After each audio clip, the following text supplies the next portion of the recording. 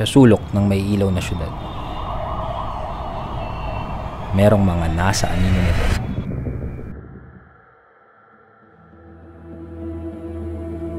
Ang pagsikat ng araw ay may dalang sigla. Ngunit sa paglubog nito, may pangamba at pagod sa mga mata. Hirap umusad dahil sa dami ng dinadala. At kahit hindi tanaw ang liwanag, tuloy-tuloy pa rin ang laban sa dilim.